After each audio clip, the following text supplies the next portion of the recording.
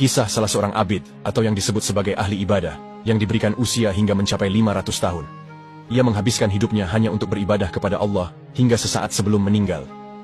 Abid tersebut juga berdoa kepada Allah, supaya diwafatkan ketika dalam keadaan sujud. Kisah ini dinukil dari sebuah karya Al-Hafiz Al-Munziri, dalam kitabnya yang berjudul Al-Targhib wa At-Tahrib. Dikisahkan pada suatu hari, malaikat Jibril datang menemui Rasulullah, dan menceritakan, "Wahai Rasulullah, tahukah engkau? Dahulu di zaman Bani Israel, hiduplah seorang lelaki tua yang sangat rajin beribadah kepada Allah Subhanahu wa Ta'ala. Kemudian Allah pindahkan lelaki tua itu ke sebuah pulau, yang tidak memiliki akses untuk keluar masuk ke pulau tersebut. Itu semua karena kecintaan Allah kepadanya. Di pulau tersebut, Allah Subhanahu wa Ta'ala menyediakan mata air yang besarnya seukuran ibu jari, yang memancarkan air bening untuknya. Adapun dari segi makanan, Allah menumbuhkan satu pohon delima, yang setiap malamnya memberikan buah yang matang, untuk dimakan oleh lelaki tua tersebut. Dalam keseharian hidupnya itu, hanya disibukkan dengan beribadah kepada Allah. Ketika sore menjelang malam, lelaki soleh itu turun dari gunung untuk mengambil air wudhu. Lalu ia pun mengambil satu buah delima, yang sudah matang untuk dimakan, dan langsung melaksanakan sholat. Ketika sudah mendekati ajalnya, lelaki tua itu berdoa kepada Allah supaya ia diwafatkan dalam keadaan sujud.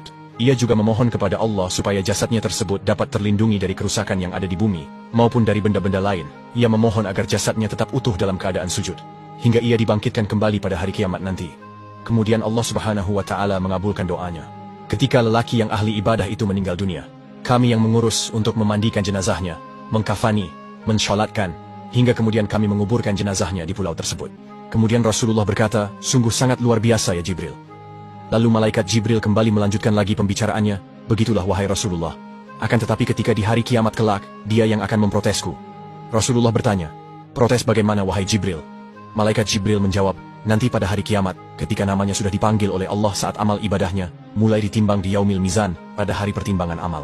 Maka pada saat itulah dia akan memprotes Allah ketika tiba gilirannya dipanggil untuk ditimbang antara amalan dan dosanya.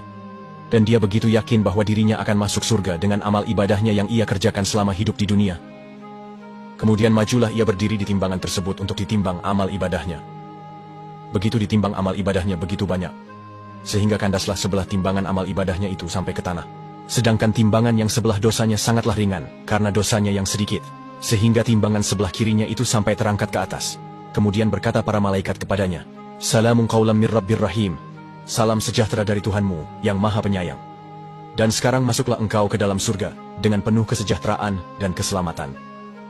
Kemudian Allah berfirman, "Wahai hambaku, sekarang masuklah engkau ke dalam surga dengan ridho dan kasih sayangku." Ketika lelaki tua itu mendengar bahwa ia dimasukkan ke dalam surga oleh Allah Subhanahu wa Ta'ala dengan ridho dan kasih sayangnya, maka lelaki tua itu pun tidak mau turun dari timbangan mizan. Seraya berkata, "Ya Allah, aku tidak mau masuk ke surga dengan ridho dan kasih sayangmu, tapi aku mau masuk ke surga dengan amal ibadahku, yang sudah aku kerjakan selama 500 tahun. Aku korbankan seluruh waktuku selama di dunia hanya untuk mengabdi kepadamu.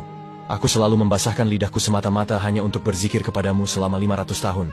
Dan pada hari ini telah aku saksikan, jika amal ibadahku lebih banyak dibandingkan dengan dosaku. Dan hari ini aku ingin masuk surga dengan amal ibadahku itu." Kemudian Allah berfirman, "Wahai hambaku, baiklah jika itu yang engkau inginkan dariku. Jika engkau tetap ingin masuk surga dengan amal ibadahmu, maka sekarang kita timbang sekali lagi." Kemudian lelaki tua itu berkata, "Kenapa harus ditimbang lagi ya Allah? Bukankah tadi engkau sudah melihat jika amal ibadahku lebih banyak dibandingkan dengan dosaku?" Maka Allah berfirman, "Sekarang harus ditimbang sekali lagi, karena engkau mau masuk ke surga dengan amal ibadahmu, maka akan aku timbang. Mana lebih banyak di antara amal ibadahmu, dengan nikmat yang telah aku berikan untukmu selama hidup di dunia." Kemudian Allah memerintahkan kepada malaikat, "Sekarang timbang kembali antara amal ibadah yang sudah ia kerjakan selama 500 tahun, dengan nikmat yang sudah aku berikan kepadanya selama hidup di dunia." Maka dicabutlah oleh Allah nikmat penglihatannya, lalu diletakkan di sebelah timbangan kirinya. Kemudian diletakkan kembali amal ibadahnya, yang sudah ia kerjakan selama 500 tahun di timbangan yang ada di sebelah kanannya.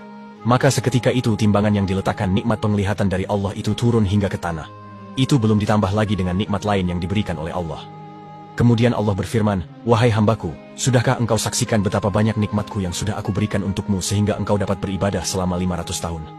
Seandainya nikmat penglihatan tidak aku titipkan padamu, mampukah engkau melihat sehingga engkau bisa mempelajari kitab-kitab, dan supaya amal ibadah yang engkau kerjakan itu benar dan sah?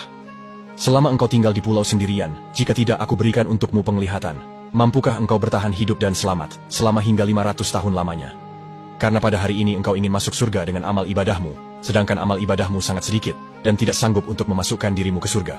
Kemudian Allah berfirman, sekarang masukkan ia ke dalam neraka.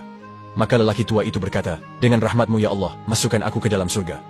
Allah Subhanahu wa Ta'ala mengabulkan permohonannya, lalu ia pun kembali dihadapkan kepada Allah. Kemudian Allah bertanya kepadanya, wahai hambaku, siapakah yang telah menciptakan dirimu dari tidak ada sehingga ada? Lelaki tua itu menjawab, engkau ya Allah. Siapakah yang telah memberikan kekuatan untukmu sehingga engkau bisa beribadah selama 500 tahun? Engkau ya Allah. Siapakah yang telah menempatkan dirimu di atas sebuah bukit yang terletak di tengah-tengah pulau?